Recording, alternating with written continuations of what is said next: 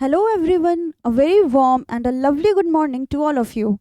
This is Simran, and I welcome you all to PIIT Institute of Management and Computer Application. So, in today's class, we are going to have a discussion on the different roles of human resource development manpower. आज की class में हम पढ़ेंगे कि जो भी different roles है man power HRD manpower perform करता है ऑर्गेनाइजेशन के बेटरमेंट के लिए, एम्प्लॉयज़ के बेटरमेंट के लिए। As you all know that कि ये जो टॉपिक है ये हमारा लास्ट टॉपिक है फ्रॉम यूनिट वन का ये लास्ट टॉपिक है और अभी तक हमने यूनिट वन के सारे टॉपिक्स को कवर कर लिया, जिसमें हमने स्टार्ट करा था एचआरएम के इंट्रोडक्शन से, जिसमें ह्यूमन रिसोर्स डेवलपमेंट क्या होता है, ह्यूमन रिसोर्स मैनेजमेंट क्या होता है, उसके क्या क्या ऑब्जेक्टिव्स हैं, फीचर्स हैं, डिफरेंट फंक्शंस हैं, प्रोसेस है। ये हमने ह्यूमन रिसोर्स मैनेजमेंट को और ह्यूमन रिसोर्स डेवलपमेंट के बारे में, दोनों के बारे में कवर करा है। अपार्ट फ्रॉम दीज टू हमने डिफरेंस बिटवीन करा है human resource management versus personnel management and human resource management versus human resource development. After that हमने जो एचआरडी है उसके structure of human resource development को करा है, and then this is the last topic, that is the role of HRD manpower. What are the different roles HRD manpower perform in an organization for the betterment of the employee and for the betterment of the organization? So let's come to that.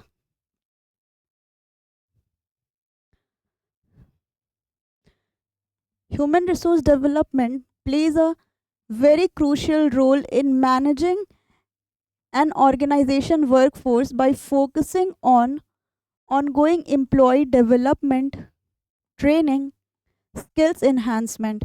Means क्या है कि human resource development एक बहुत ही important, बहुत ही vital role play करता है in managing and organisations workforce.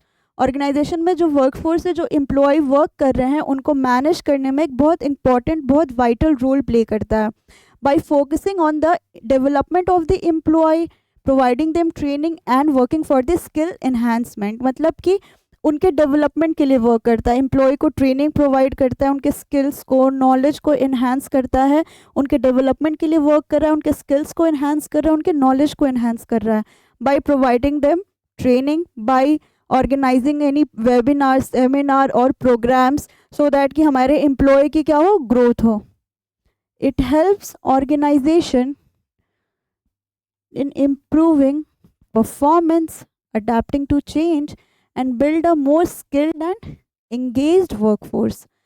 इसका मतलब क्या है कि ये ऑर्गेनाइजेशन को हेल्प करता है। जब भी हम डेवलपमेंट के लिए वर्क कर रहे हैं, ट्रेनिंग प्रोवाइड करते हैं, तो उसका मोटिव क्या है कि हमारे ऑर्गेनाइजेशन का जो परफॉर्मेंस है, जो गोल है वो टाइमली अचीव हो, जो परफॉर्मेंस है वो इम्प्रूव हो, जो भी चेंजेस हो रहे हैं ऑर्गेनाइजेशन में उसको हम क्या करें, अडेप्ट करें। As we all know that कि हमारा जो इन्वायरमेंट है बहुत डायनामिक है, तो उसके अकॉर्डिंग हमारे ऑर्गेनाइजेशन को फ्लेक्सिबल होना चाहिए, सो दैट कि चेंजेस के अकॉर्डिंग जो भी चेंजेस हो रहे हैं उसको ईजिली वे में इफेक्टिवली अपने कंपनी में, अपने ऑर्गेनाइजेशन में क्या करें, इम्प्लीमेंट कर सके, उस चेंजेस को अडेप्ट कर सके। एंड इसका मोटिव वन मोर क्या है कि build a more skilled and engaged workforce, कि ऐसा वर्कफोर्स हो, ऐसा एम्प्लॉय हो जो कि बहुत स्किल्ड हो और अपनी इन्वॉल्वमेंट, अपने वर्क में, ऑर्गेनाइजेशन में जो भी वर्क है, टास्क है, उसको बहुत ही ज़्यादा एक रिस्पॉन्सिबिलिटी के साथ टाइमली कंप्लीट करे।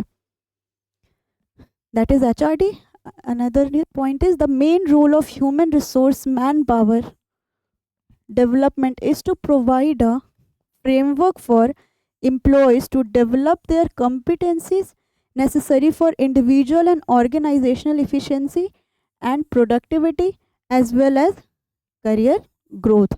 मीन्स क्या है कि तो सबसे इम्पॉर्टेंट मेन रोल क्या है human resource manpower development का, कि ये एक फ्रेमवर्क प्रोवाइड करता है, गाइडलाइन प्रोवाइड करता है फॉर एम्प्लॉयज़, एम्प्लॉय के लिए, कि वो अपनी कॉम्पिटेंसी को, कॉम्पिटेंसी मतलब अपने नॉलेज को,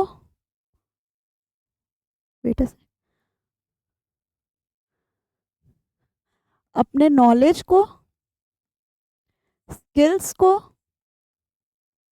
एंड एबिलिटी को क्या करे, इन्हांस करे, which is necessary for individual, वो एक पर्टिकुलर एम्प्लॉय, एक सिंगल एम्प्लॉय के लिए ज़रूरत है, और ऑर्गेनाइजेशन की इफ़िशिएंसी और प्रोडक्टिविटी को भी इन्हांस करने के लिए ज़रूरत है।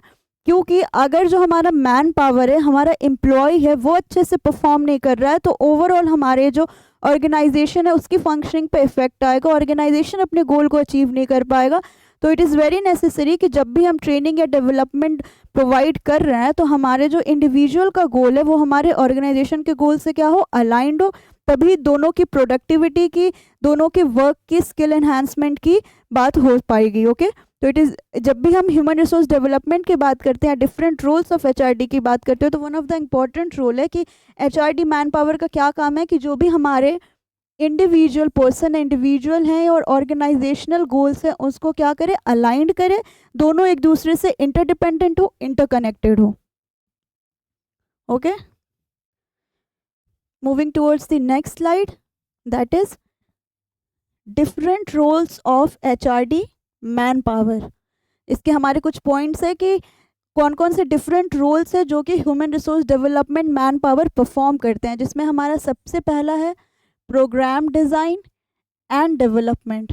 डिफरेंट डिफरेंट प्रोग्राम को डिज़ाइन करते हैं कि किस वे में हमें किस वे में हमें उनको डेवलपमेंट के लिए वर्क करना है, उनको ट्रेनिंग प्रोवाइड करनी है, उसके लिए हम डिफरेंट प्रोग्राम प्रोसीजर्स वगैरह डिज़ाइन करते हैं। उसके लिए सबसे पहले हमें क्या करना होगा, पहले हमें नीड को एनालाइज करना होगा।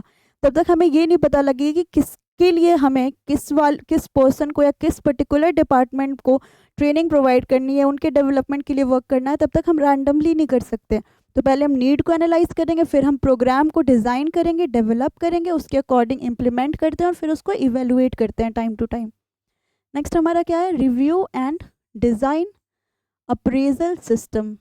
जो अप्रेजल सिस्टम है, मतलब कि मैंने आपको बताया था अप्रेजल का मतलब क्या होता है कि किसी के वर्क के लिए किसी को अप्रिशिएट करना, उनको उस वर्क के लिए फीडबैक, गाइडेंस वगैरह प्रोवाइड करना टाइम टू टाइम। तो हम बोल सकते हैं कि ह्यूमन रिसोर्स डेवलपमेंट क्या करता है, देखता है, रिव्यू करता है और डिज़ाइन करता है अप्रेजल सिस्टम को। ये सारी जो चीज़ें टाइम टू टाइम ऑर्गेनाइजेशन में क्या होनी चाहिए, रिव्यू होनी चाहिए, जिससे कि चेंजेस के अकॉर्डिंग हम एक नया सिस्टम फॉर्म करें। तो जब भी हम डेवलपमेंट के लिए वर्क करेंगे तो अप्रेजल सिस्टम को हम क्या करते हैं, डिज़ाइन करते हैं वापस से रिव्यू करके कि उसमें अगर कोई चेंजेस करना है तो ये एचआरडी मैन पावर का काम है कि वो इस चीज़ को कर सकता है। अप्रेजल हम प्रोवाइड क्यों करते हैं, उसके डिफरेंट बेनिफिट्स है। अप्रेजल प्रोवाइड करने से जो भी एम्प्लॉय है वो मोटिवेटेड फील होगा, उसको टाइम टू टाइम फीडबैक मिलेगी कि कौन सी परफॉर्मेंस, कौन सा वर्क उसको कब परफॉर्म करना है और किस वे में वो वर्क को परफॉर्म कर रहा है। अगर उसकी परफॉर्मेंस में कोई भी कमी है तो फीडबैक के थ्रू उस पर वर्क करके और बेटर वे में परफॉर्म कर सकता है। नेक्स्ट है हमारा training of an employee. This is one of the most important. हम बात करें, अगर जब भी हम ह्यूमन रिसोर्स डेवलपमेंट की बात करते हैं तो उसमें जो ट्रेनिंग वाला पार्ट है वो हमारा मोस्ट इम्पॉर्टेंट पार्ट है।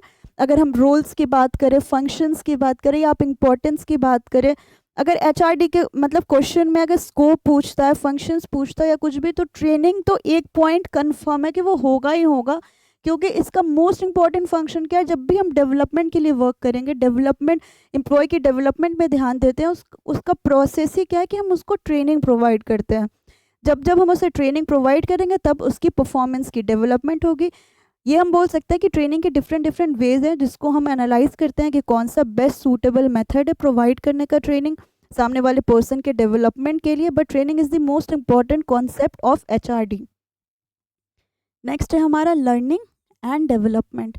जब भी हम ट्रेनिंग प्रोवाइड करेंगे तो अल्टीमेटली उस जो ट्रेनिंग वगैरह प्रोवाइड करेंगे तो लास्टली उसका रिजल्ट क्या है, आउटपुट क्या है कि उस पर्सन की लर्निंग होगी, वो कुछ सीखेगा उस ट्रेनिंग से, उसकी डेवलपमेंट होगी। इसलिए ट्रेनिंग को हम बोलते हैं कि ट्रेनिंग से पर्सन डेवलप होता है। जब भी हम उसे ट्रेन करते हैं तो वो उसकी पर्सनालिटी को डेवलप करेगा, पर्टिकुलर स्किल्स की नॉलेज इन्हांसमेंट होगी, या फिर कोई भी हम बात करें स्किल्स, नॉलेज या उसकी एबिलिटी टू परफॉर्म, वो सारी चीज़ों की इन्हांसमेंट होगी। ओके, तो जब भी हम ट्रेनिंग प्रोवाइड कर रहे हैं, किसी टाइप के प्रोग्राम वगैरह को डिज़ाइन कर रहे हैं और हमारे डिफरेंट एम्प्लॉयज़ को उस प्रोग्राम में इनकल्टिवेट कर रहे हैं, तो लास्टली उसका रिजल्ट क्या है कि उस पर्टिकुलर पर्सन की लर्निंग इंक्रीज होगी। तो ये भी एक इम्पॉर्टेंट रोल है human resource development man power का।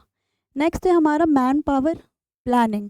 मीन्स हमारे एम्प्लॉय की प्लानिंग करना, हमारे ये एनालाइज करना कि right number of person, right number of skills में राइट टाइम पे ऑर्गेनाइजेशन में अवेलेबल हैं या नहीं है। ये बेसिकली हेल्प करता है in finding out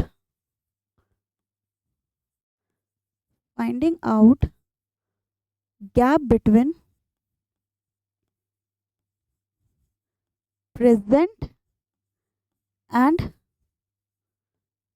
future man power, कि प्रेजेंटली हमारे करंटली ऑर्गेनाइजेशन में कितने एम्प्लॉयज़ हैं और फ्यूचर में कितने की नीड है, इन दोनों के बीच गैप है, उस गैप को आइडेंटिफाई करते हैं, उसके अकॉर्डिंग प्लान करते हैं कि कितने एम्प्लॉय को हमें किस किस वे में किस किस डिपार्टमेंट में रिक्रूट करना है, सेलेक्ट करना है फर्दर प्रोसेस के लिए, ठीक है। नेक्स्ट है हमारा performance appraisal and management. Already we have discussed about the appraisal system. Performance appraisal क्या है कि उनके परफॉर्मेंस, उन्होंने जो भी एम्प्लॉयज़ परफॉर्म कर रहे हैं उसको लेके उनको अप्रिशिएट करना, उसको लेके उनके बेटर परफॉर्मेंस के लिए उनको अप्रेजल प्रोवाइड करना, रिकॉग्नाइजेशन प्रोवाइड करना, कंपनसेशन, बेनिफिट्स या रिवॉर्ड्स वगैरह डिफरेंट प्रोवाइड करना, ओके। और उनके परफॉर्मेंस को मैनेज करना मीन्स टाइम टू टाइम उनके परफॉर्मेंस को एनालाइज करना, ये देखना कि कौन सी जगह पे उन कोई चीज़ है जिसके लिए वो अच्छे से वर्क नहीं कर रहे, तो उसको आइडेंटिफाई करके ट्रेनिंग प्रोवाइड करना, उनको कोई सिली मिस्टेक्स हो रही है, कोई ऐसी चीज़ हो रही है तो उसके लिए time to time guidance provide करना, that comes under performance appraisal and management. Next है हमारा employee welfare and quality of work life. Employee welfare क्या है कि एम्प्लॉय के वेलबींग के लिए सोचना कि एम्प्लॉय के लिए क्या सही है क्या गलत है, तो ये ह्यूमन रिसोर्स डेवलपमेंट का काम है। जो मैन पावर है ह्यूमन रिसोर्स डेवलपमेंट के, उनका काम है कि वहाँ पे जो भी एम्प्लॉय है, जो भी मैन पावर अवेलेबल है, उनके वेलबींग के बारे में सोचना कि उनके लिए क्या सही है, उसके अकॉर्डिंग उनको डिफरेंट बेनिफिट्स प्रोवाइड करना। And quality of work life, जब भी एक ऑर्गेनाइजेशन में हम वर्क करते हैं there must be a balance between work and life, कि जब हम ऑर्गेनाइजेशन में वर्क कर रहे हैं तो ठीक है 9 to 5 हमने सर्व करा, उसके बाद जब हम घर जाते हैं तो हमारे पास काम का प्रेशर नहीं होना चाहिए, वरना बहुत मुश्किल हो जाता है अपनी पर्सनल लाइफ को और प्रोफेशनल लाइफ को मैनेज करने में। तो इट्स वेरी नेसेसरी कि एक ऑर्गेनाइजेशन ये इंश्योर करे कि जो भी पर्सन काम कर रहा है ऑर्गेनाइजेशन में उसके लाइफ में क्या हो, वर्क और जो पर्सनल, उसकी पर्सनल और प्रोफेशनल लाइफ है, उन दोनों के बीच एक बैलेंस होना बहुत ज़रूरी है। नेक्स्ट क्या है हमारा ऑर्गेनाइजेशनल इफेक्टिवनेस, कि ऑर्गेनाइजेशन के इफेक्टिवनेस पे ध्यान देना है, ऑर्गेनाइजेशन की इफ़िशियंसी को इम्प्रूव करना है, ग्रोथ के लिए वर्क करना है, उसकी प्रोडक्टिविटी को इन्हांस करना है। These are the different roles of human resource development manpower. आइए अब इसको वन बाय वन डिस्कस करते हैं, इसकी थ्योरी पार्ट को देखते हैं। Programme design and development is a multifaceted process that involves understanding a problem. कोई भी प्रोग्राम को जब हम डिज़ाइन कर रहे हैं और डेवलप कर रहे हैं तो इसके अंदर कुछ स्टेप्स आते हैं, जिसमें हमारा पहला क्या है, अंडरस्टैंडिंग अ प्रॉब्लम, कि पहले हम प्रॉब्लम को आइडेंटिफाई करेंगे, same as the process of human resource development, कि पहले हम नीड को एनालाइज करेंगे कि कौन से एरिया है, कौन सी जगह है जहाँ पे हमें ट्रेनिंग की, हमें डेवलपमेंट की ज़रूरत है, कोई स्किल्स को इन्हांस करने की ज़रूरत है, ओके। जब हमने प्रॉब्लम को आइडेंटिफाई कर लिया तब हम क्या करेंगे, डिज़ाइन अ सोल्यूशन। उस प्रॉब्लम के अकॉर्डिंग हम क्या प्रोवाइड करेंगे, सोल्यूशन प्रोवाइड करेंगे, कि अगर कोई भी पर्सन है जिसको कोई पर्टिकुलर टूल यूज़ करना नहीं आ रहा है, कोई पर्टिकुलर स्किल्स यूज़ करना नहीं आ रहा है, उसको हमने फाइंड आउट करा, उसके अकॉर्डिंग हम एक सोल्यूशन डिज़ाइन करेंगे कि हाँ अगर इस पर्सन में इस चीज़ की कमी है तो हम इससे रिलेटेड किस टाइप की ट्रेनिंग प्रोवाइड कर सकते हैं, कोई वेबिनार के थ्रू इसको वो चीज़ समझा सकते हैं, वीडियो कॉन्फ्रेंसिंग के थ्रू, कोई ट्रेनर के थ्रू, जो डिफरेंट वेज है ट्रेनिंग के, उसमें से हम अच्छे से प्रॉपरली एक सोल्यूशन डिज़ाइन करेंगे। देन उसको हम क्या करते हैं, इम्प्लीमेंट करते हैं, एंड ऑनगोइंग इवेल्युएशन चलते रहता है। इम्प्लीमेंट कर दिया, उस प्लान को एक्शन में लाया, फिर उस पर इवेल्युएशन चलता है कि वो जो भी हमने प्रोग्राम वगैरह, प्लान वगैरह जो करा है, जिसको इम्प्लीमेंट करा है, उसको इवेल्युएट करते हैं कि वो कितना ज़्यादा इफेक्टिव है, जो हम आउटकम चाहते हैं हमें वो आउटकम मिला या नहीं। तो इसलिए ये ऑनगोइंग प्रोसेस है, अगर वो आउटकम हमें हमारी नीड के अकॉर्डिंग नहीं मिलता है तो फिर ये प्रोसेस क्या होती है, कंटिन्यू चलती रहती है, ओके। नेक्स्ट क्या है, HRD programme and design and development involves a systematic process of identifying need, same setting objective, उसी नीड के अकॉर्डिंग जो भी हमें ज़रूरत है उसके अकॉर्डिंग हमने ऑब्जेक्टिव सेट किया कि इस नीड से कौन से ऑब्जेक्टिव है जो कि हमारे ऑर्गेनाइजेशन के हैम्पर हो रहे हैं, तो उसके अकॉर्डिंग ऑब्जेक्टिव सेट करा कि ये जब हम ट्रेनिंग प्रोवाइड करें, जो भी हमने नीड एनालाइज करा है उसके अकॉर्डिंग हमें कौन से ऑब्जेक्टिव है जो अचीव करना है। जब ऑब्जेक्टिव को सेट करेंगे उसके बाद हम क्या करेंगे, कंटेंट डेवलप करेंगे कि उसके अंदर हमें क्या क्या चीज़ें हैं जो करनी है। जब हमने कंटेंट डेवलप करा उसके बाद हम डिलीवरी मेथड करेंगे कि वो कंटेंट हमने चूज़ कर लिया कि किस वे में हमें ट्रेनिंग प्रोवाइड करनी है। उसके बाद हम ये देखेंगे कि जो मेथड्स है वो कौन सा मेथड क्या क्या ट्रेनिंग में बताना है, उसको बताने के लिए हम कौन सा अप्रोप्रिएट एंड सूटेबल मेथड है जो कि हम चूज़ करेंगे। And then evaluate the programmes effectiveness, फिर जो भी प्रोग्राम की इफेक्टिवनेस है उसको हम इवेलुएट करेंगे और उस सामने वाले पर्सन को बता देंगे। That is all about programme design and development. Next point है हमारा review and design appraisal system. A performance appraisal system review and design focus on evaluating and improving how employee performance is assessed, documented and utilized within an organization. जब भी appraisal system की बात करती है तो हम ये बात करेंगे कि अप्रेजल हम अगर ऑर्गेनाइजेशन में प्रोवाइड कर रहे हैं तो प्रोवाइड क्यों कर रहे हैं, बिकॉज ऑफ देयर परफॉर्मेंस, उनके परफॉर्मेंस के बेसिस पे उन्होंने अगर कोई भी परफॉर्म करा है टास्क वगैरह तो किस ड्यूरेशन में अपने वर्क को कंप्लीट करा है, कितने टारगेट को अचीव करा है, इन सब के बेसिस पे प्रोवाइड करते हैं। तो इसको हमने डिज़ाइन करने का फोकस क्या है कि हम इवेलुएट कर सके कि हाउ इवेलुएट करें और इम्प्रूव करें कि how employee performance is assessed, कि एम्प्लॉय के परफॉर्मेंस को हम कैसे एक्सेस करते हैं, कैसे डॉक्यूमेंटेड करते हैं and utilised within an organisation. मतलब कि हमें कैसे पता लगता है, पूरे टाइम कोई पर्सन एनालाइज नहीं कर सकता ना, एक ऑर्गेनाइजेशन में बहुत सारे लोग हैं तो एक एक के परफॉर्मेंस को किसी पर्टिकुलर पर्सन, कोई एचआर एक एक के परफॉर्मेंस को एनालाइज कर रहा है, दैट इज़ नॉट पॉसिबल। तो इसके डिफरेंट वेज हैं जिसके थ्रू हम परफॉर्मेंस को देखते हैं, हम डिस्कशन करते हैं। एक होता है ना हर ऑर्गेनाइजेशन में हर एक एंड पे आइदर ईयर एंड पे या फिर हर 6 मंथ में अप्रेजल प्रोवाइड करते हैं, लाइक उनकी जो सैलरी है उसमें इंक्रीमेंट लाया या फिर उनके पोजीशन में इंक्रीमेंट लाया या डिफरेंट बेनिफिट्स ऐड ऑन करें, ऐसे करके डिफरेंट फेजेज है ऑर्गेनाइजेशन में वर्क करने के। तो जब हम अप्रेजल की बात करेंगे तो अप्रेजल में हम क्या करते हैं, जब अप्रेजल का टाइम आता है जो भी टीम लीडर है उससे हम पूछते हैं कि हाँ इस पर्टिकुलर पर्सन ने कैसा परफॉर्म करा है। उस टीम लीडर ने डिफरेंट वेज में उसके डेटा प्रिपेयर कर रहे हैं कि किस कोई भी अगर हम ऑर्गेनाइजेशन में टास्क कर रहे हैं तो एक एक चीज़ एनालाइज होती है कि हमने उस वर्क को कितने टाइम में परफॉर्म करा है, अगर हमारा टारगेट है तो टारगेट से कितने दिन पहले हमने कंप्लीट करा है, कितने नंबर ऑफ़ टारगेट है जो हमने अचीव करे हैं, कितने नंबर ऑफ़ वर्क है जो हमने कंप्लीट करा है, कोई एक्स्ट्रा वर्क करा है कि नहीं। ये एक एक हमारी punctuality, discipline, timing, duration, leave, हर एक चीज़ हर एक पॉइंट के बेसिस पे एनालाइज करें, ओवरऑल परफॉर्मेंस का एक रिपोर्ट बनता है और उसके अकॉर्डिंग हमें क्या प्रोवाइड की जाती है, performance appraisal. This process aim to improve employee skills, knowledge, performance, ultimately benefiting of the organisation. अगर हम एम्प्लॉय को अप्रेज कर रहे हैं, उनकी सैलरी बढ़ा रहे हैं, प्रमोट कर रहे हैं, कोई सीनियर पोजीशन पे हो तो उसको हायर पोजीशन पे भेज रहे हैं, लोअर वाले को हायर पोजीशन पे भेज रहे हैं, तो उससे क्या होगा, उनकी स्किल्स इन्हांस होगी, नॉलेज इन्हांस होगा, उनका परफॉर्मेंस बढ़ेगा। आपकी सैलरी बढ़ती है तो आपसे एक्सपेक्ट भी किया जाएगा कि आप और बेटर वे में वर्क करो, तो आपको प्रूफ करने के लिए और बेटर वे में वर्क करना पड़ेगा। और इनसे बेनिफिट किसका होगा, जितने ज़्यादा अच्छे से एम्प्लॉय वर्क करेगा उतना ज़्यादा ऑर्गेनाइजेशन का बेनिफिट होगा। That is all about review and design appraisal system. उसको डिज़ाइन करने का मोटिव ही वही है कि हम हमारे एम्प्लॉय के परफॉर्मेंस को इन्हांस करें, उनके स्किल्स को इन्हांस करें, उनके नॉलेज को इन्हांस करें। नेक्स्ट क्या है हमारा, ट्रेनिंग।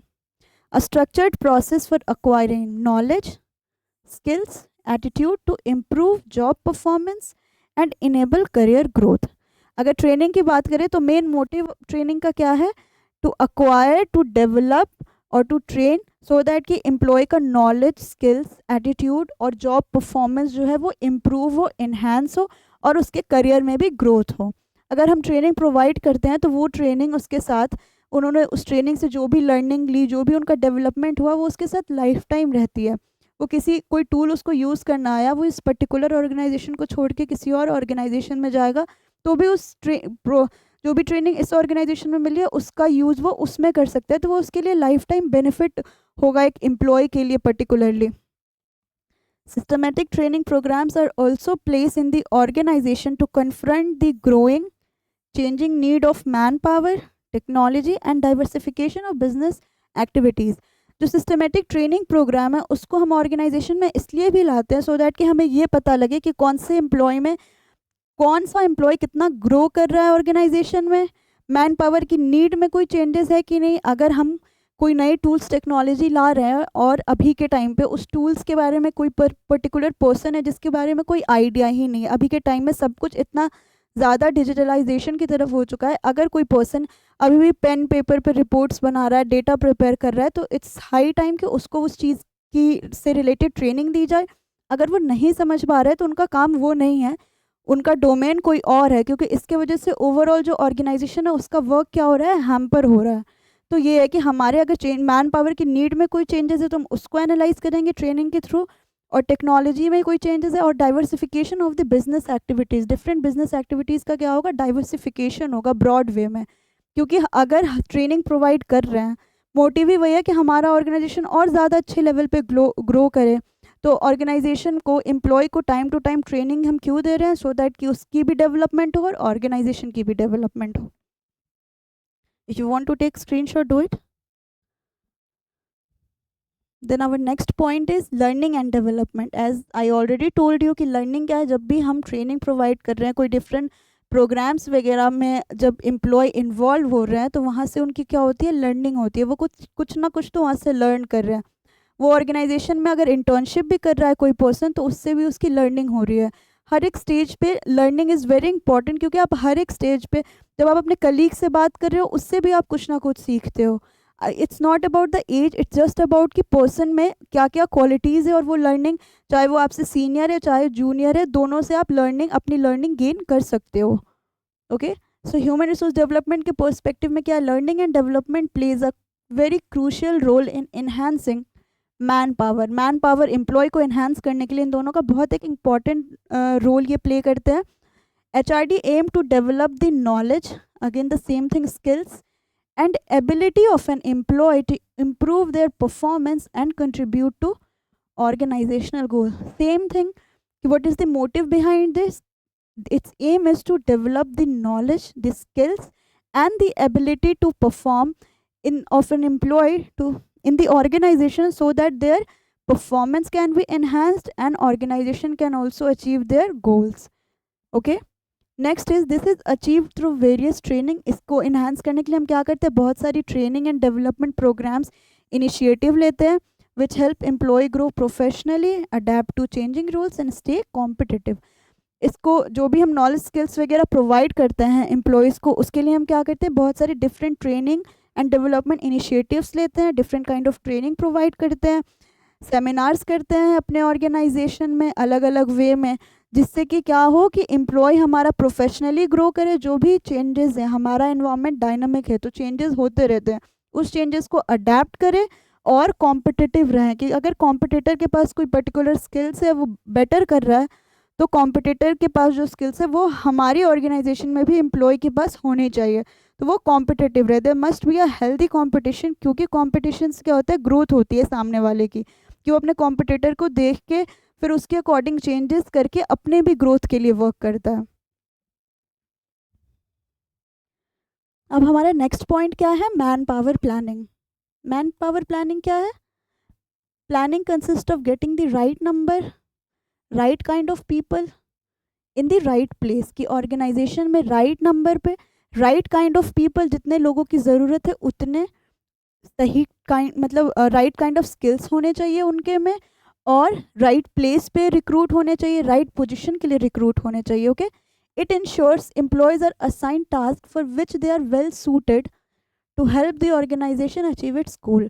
इनका काम क्या, मैन पावर प्लानिंग में जब हम प्लान करते हैं तो हम ये देखते हैं कि हम एम्प्लॉय को वही टास्क, वही जॉब रोल असाइन करें जो उनके डोमेन का हो, जिसमें वो बहुत अच्छा परफॉर्म कर पाए। तो इट्स वेरी नेसेसरी कि हम ये एनालाइज करें कि जिसमें वो वेल सूटेड हो, जिसमें वो फिट हो रहे हो, वही पोजीशन उनको हम क्या करें, असाइन करें। Okay, human resource manpower development has to helps to analyze the current manpower inventory and make future manpower forecast। यहाँ हेल्प होगा,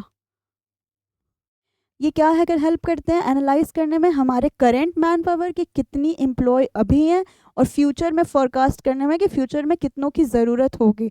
तो उसके अकॉर्डिंग ऑर्गेनाइजेशन पहले से प्लान करके रखता है, जिससे कि बाद में कोई भी वर्क जो है ऑर्गेनाइजेशन का वो हैम्पर ना हो। नेक्स्ट है हमारा performance appraisal and management. Performance evaluation and review are a crucial opportunity for employee improvement in your organisation. जब भी हम परफॉर्मेंस अप्रेजल या मैनेजमेंट की बात करेंगे तो उस परफॉर्मेंस को इवेलुएट करना और टाइम टू टाइम रिव्यू करना कि उस परफॉर्मेंस को हमें कैसे जो भी हम वर्क परफॉर्म कर रहे हैं उसको हमने किस वे में परफॉर्म करा है, उस पर रेगुलर फीडबैक देना, रेगुलर रिव्यू करना, एनालाइज करना परफॉर्मेंस को, ये बहुत ज़रूरी है एम्प्लॉय के इम्प्रूवमेंट के लिए। जब भी हम परफॉर्मेंस अप्रेजल या परफॉर्मेंस मैनेजमेंट की बात करते हैं उसमें फीडबैक, रिव्यू, ये सारी चीज़ें ज़रूर आती है, सो दैट कि जब भी हम इवेलुएट करें उनके परफॉर्मेंस को तो हमें ये पता लगे कि एम्प्लॉय में इम्प्रूवमेंट है कि नहीं।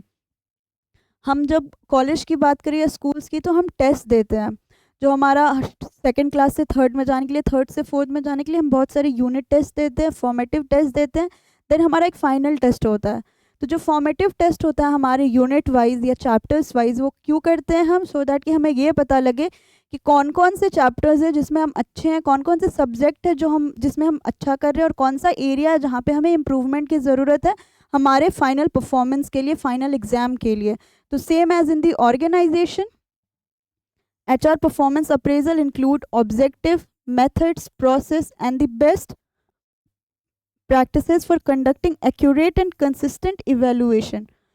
HR परफॉर्मेंस अप्रेजल में क्या बहुत सारे ऑब्जेक्टिव जो ऑर्गेनाइजेशन के वो आते हैं, डिफरेंट मेथड्स आ रहे हैं, प्रोसेसेस आते हैं एंड बेस्ट प्रैक्टिसेस यूज़ करते हैं सो दैट कि एक एक्यूरेट और कंसिस्टेंट इवेलुएशन कर सके एम्प्लॉय के परफॉर्मेंस का, उनको टाइम टू टाइम बता सके, एक्यूरेटली बता सके कि कहाँ आपकी परफॉर्मेंस अच्छी है, कहाँ आपको इम्प्रूवमेंट की ज़रूरत है, उनको गाइड कर सके। क्योंकि अगर उनको हम बार बार अब उनके परफॉर्मेंस को रिव्यू नहीं करेंगे, कंटिन्यूसली उनको फीडबैक नहीं देंगे, तो इससे क्या होगा, एम्प्लॉय तो अपने वर्क को कर रहा है, उसमें कोई मिस्टेक भी आ रही है तो उसको रियलाइज़ ही नहीं है कि कहाँ पे वो मिस्टेक्स ऑकर हो रही है और उसको कैसे रेक्टिफाई करें।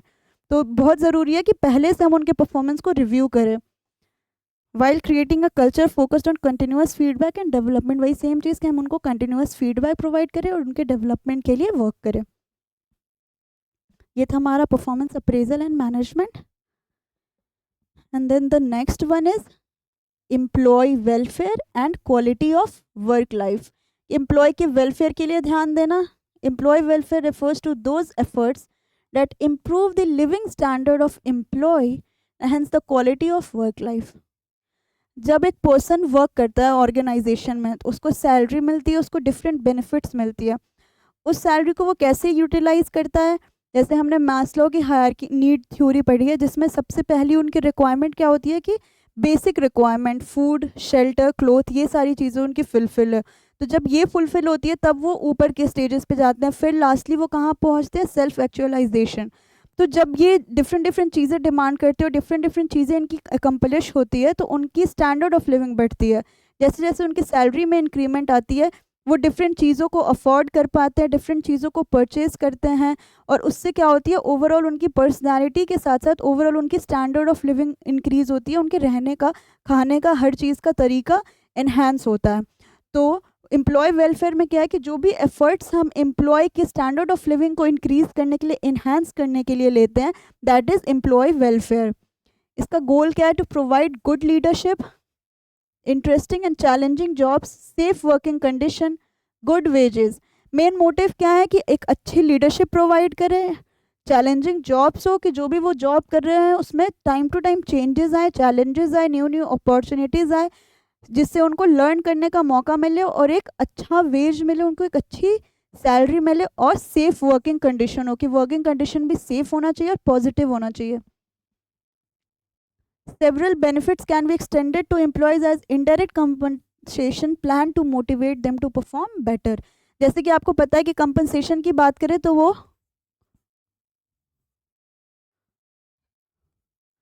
कंपनसेशन आपका दो कैटेगरी में डिवाइडेड है, monetary benefits and non monetary benefits. ठीक है, तो जो आपकी नॉन मॉनेटरी बेनिफिट्स है, मॉनेटरी बेनिफिट्स तो डायरेक्टली आपको यहाँ पे गुड वेजेस के कंपैरिजन में मिल जाएगी, आपको जो भी सैलरी मिलती है, अपार्ट फ्रॉम दैट जो आपको बोनस मिल रहे हैं, इंसेंटिव्स मिलते हैं, अलग अलग टाइप के मॉनेटरी बेनिफिट्स मिलते हैं, वो तो आपके इसमें आ जाएंगे। बट नॉन मॉनेटरी में क्या है, वो भी बेनिफिट्स आपको क्या करते हैं, एक्सटेंड कर देते हैं एम्प्लॉयज से एज अ इनडायरेक्ट कंपनसेशन। जो नॉन मॉनेटरी बेनिफिट है, जो इनडायरेक्टली ऑर्गेनाइजेशन आपको प्रोवाइड करती है आपके वर्क के लिए, अलग अलग बेनिफिट्स है, ग्रेचुटी हो गया, पीएफ हो गया, या फिर आपको घर प्रोवाइड करती है, कहीं कहीं कोई कार्ड प्रोवाइड कर रही है, लीव प्रोवाइड करती है, पेड लीव प्रोवाइड कर रही है, वो सारे आपके क्या है, नॉन मॉनेटरी बेनिफिट्स हैं, जिससे कि आप मोटिवेट हो, बेटर परफॉर्म करें। नेक्स्ट क्या है हमारा, ऑर्गेनाइजेशनल इफेक्टिवनेस। और यहाँ पे बात करें क्वालिटी ऑफ वर्क लाइफ की, स्टार्टिंग में मैंने बताया कि क्वालिटी ऑफ वर्क लाइफ का मतलब क्या होता है कि आपके जीने का तरीका, आपके स्टैंडर्ड ऑफ लिविंग, आपके पर्सनल जो लाइफ है और प्रोफेशनल लाइफ है, दोनों के बीच बैलेंस होना। अगर आप दोनों लाइफस्टाइल को मैनेज नहीं कर पाओगे तो फिर आप क्या होगे, आप डिप्रेस्ड हो सकते हो, आपको बहुत सारी प्रॉब्लम फेस करनी पड़ेगी। तो जो भी पर्सन ऑर्गेनाइजेशन में काम करता है, बहुत ज़रूरी है कि उनकी पर्सनल लाइफ और प्रोफेशनल लाइफ को अलग रखे और दोनों के बीच में एक बैलेंस हो। नेक्स्ट क्या हमारा, organisational effectiveness. HRD contributes to overall organisational effectiveness by improving employee skills, knowledge and performance. Same thing कि एम्प्लॉय के स्किल्स को, नॉलेज को और परफॉर्मेंस को एनहांस करके हम क्या कर सकते हैं, कंट्रीब्यूट कर सकते हैं ओवरऑल ऑर्गेनाइजेशन की इफेक्टिवनेस पे, कि हमारा जो ऑर्गेनाइजेशन है उसके गोल्स क्या क्या हैं, क्या क्या रिस्पॉन्सिबिलिटीज़ है, और हमें जो ट्रेनिंग मिल रही है उसके अकॉर्डिंग हम हमारे ऑर्गेनाइजेशन के जो भी गोल्स हैं उसको परफॉर्म करने में हेल्प करें और ऑर्गेनाइजेशन की इफेक्टिवनेस को इन्हांस करें। It helps organisation to achieve their goals more efficiently by providing a skilled and motivated workforce। अगर ऑर्गेनाइजेशन में सारे स्किल्ड और हाईली मोटिवेटेड वर्कफोर्स होंगे, हाईली इंगेज्ड वर्कफोर्स होंगे, उससे क्या बेनिफिट है ऑर्गेनाइजेशन का, ऑर्गेनाइजेशन की परफॉर्मेंस इन्हांस होगी, उसकी इफिशिएंसी बढ़ेगी और वो अपने गोल्स और ऑब्जेक्टिव को टाइमली अचीव कर पाएंगे। Okay, and the next point is HRD plays a role in creating a culture of continuous learning and improvement. कि ह्यूमन रिसोर्स डेवलपमेंट एक ऐसा कल्चर क्रिएट करता है जहाँ पे कंटिन्यूअस लर्निंग होती है, एम्प्लॉय सीखता है कुछ और डेवलपमेंट के लिए वर्क करता है, अपने भी डेवलपमेंट के लिए और ऑर्गेनाइजेशन के भी डेवलपमेंट के लिए। This are all the role of human resource development, manpower. Go through it starting from the programme design and development, then उसके अप्रेजल सिस्टम को एनालाइज करना, एम्प्लॉय की ट्रेनिंग के लिए ध्यान देना, उसके लर्निंग एंड डेवलपमेंट को, then manpower planning, performance appraisal, performance management, employee welfare, organisational effectiveness. इसके अलावा भी आप इंक्लूड कर सकते हो जैसे कि स्किल असेसमेंट, की स्किल्स को एनालाइज करेंगे, करना भी इनका काम है कि कौन से डिपार्टमेंट में, कौन से एरिया में कौन सी स्किल्स को इन्हांस करना ज़रूरी है, ये सारे भी फंक्शंस है। इसके अलावा और क्या हो सकता है, ओवरऑल कॉम्पिटेंसी को इंक्रीज़ करना एम्प्लॉय के, ये भी डिफरेंट रोल्स है जो वो परफॉर्म करते हैं ट्रेनिंग वगैरह के अलावा। तो अपने हिसाब से भी आपकी जितनी अंडरस्टैंडिंग है आप एक दो पॉइंट ऐड ऑन कर सकते हो।